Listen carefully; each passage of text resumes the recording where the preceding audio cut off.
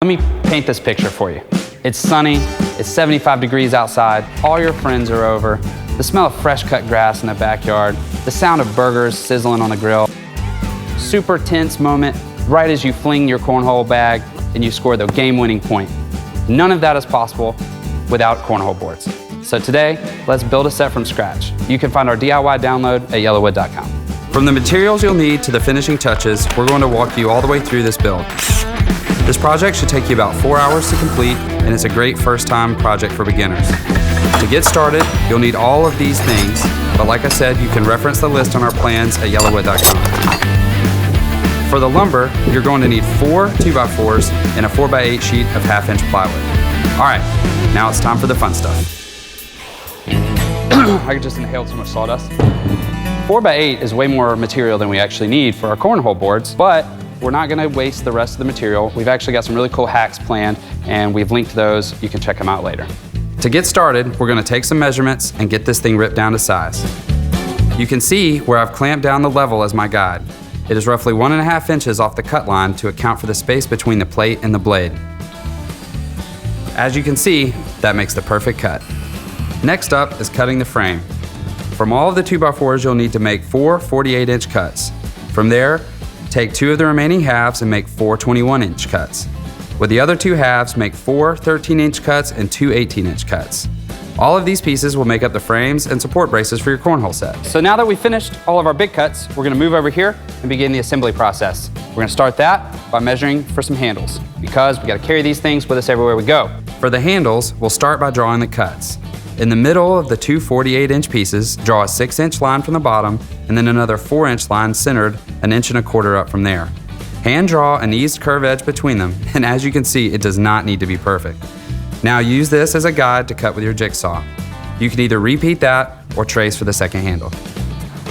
So I've just finished cutting out the handles, but these aren't really the best cuts in the world. So I'm gonna sand them up, get them looking a little better, and take this opportunity to go ahead and sand all my pieces that I've already cut. So for that, you can use one of these little sanding blocks, but since it's the 21st century and I don't have time for that, we're gonna use this, a orbital palm sander.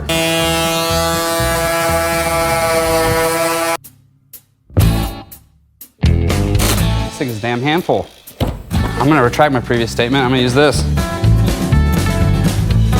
So now that we've cut our handle holes, it's time to start assembling it.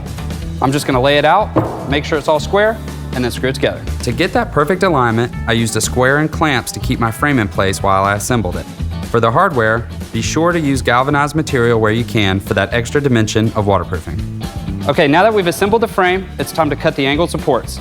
Let's hang in there, we're about 50% of the way done now. To make the rounded top of your legs, start by making a mark 1 3/4 inches down from the top and centered left to right. From that mark, use your compass and draw a circle to the edge. If you don't have a compass, don't worry. You can also use a cup or a mug. Now that you've got that drawn, pick up your jigsaw and get to cutting. So while I have it in the clamps, I'm gonna go ahead and drill our 3/8 hole for our carriage bolt using the mark that we measured earlier. And then I'm gonna clean it up with our orbital palm sander. All right. So 1 down, 3 more to go. So at this point, we've rounded the top of our legs, we've drilled the hole for the carriage bolt. Now the last step to do is to cut our 29-degree angle across the bottom so that it sits flat on the floor. To do that, I'm gonna jump back over to the chop saw. Now that you've cut out the legs, let's get them assembled. Measuring from the top of the frame, mark a point 4 inches down and centered on your 2x4. Using your 3/8 inch drill bit, make a hole here. Connect the legs to the frame with a 3/8 inch carriage bolt and secure them with a washer and wing nut. As you can see, I had quite a bit of trouble here, but when finesse doesn't work, just use a hammer. You can't be afraid to get tough with it. Now, do it all over again on the other side. Well, I'm actually kind of impressed. I did not think that was gonna be the right angle, but it really is. With the angled feet attached and ready, it's time to assemble the 18-inch support beam, roughly 1 inch above the ground surface. I'm definitely struggling with that. You may be looking at this clamp, any of y'all that have done this kind of stuff before, and think, what in the world is he doing? It's not actually clamping anything. But what I figured out is holding this board and trying to set my screw and screw it all together at the same time requires more than the hands that I have. So by clamping this here, it's actually just holding this end up for me, which makes it a lot easier for me to work on this end.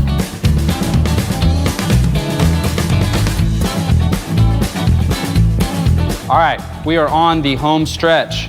We just need to attach our top, our deck, and measure and drill the hole for that.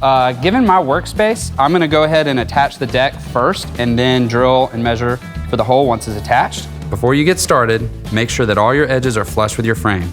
Once you've done that, you can begin attaching with 1.5-inch screws at each corner and then moving at 12-inch intervals from there. So for the location of our hole, I'm gonna just make a mark at 9 and 12 inches. These measurements come from the American Cornhole organization, so be sure to follow those if you want to be legit. I'm going to use a 6-inch hole saw because I had one on hand and I felt like it'd be a bit easier, but you can always use your compass and jigsaw to mark and cut the hole. Now we've got some cornhole boards. It's time to head to the beach. Just kidding. Speaking of the beach, we still got to sand it. You can use a sanding block here, but I think I'm going to give the orbital another shot. The main goal with our sanding is to smooth the surface and ease any sharp edges. Now that we've gotten this one all sanded up, this one's done, but I hope you're having fun because we got one more board to build.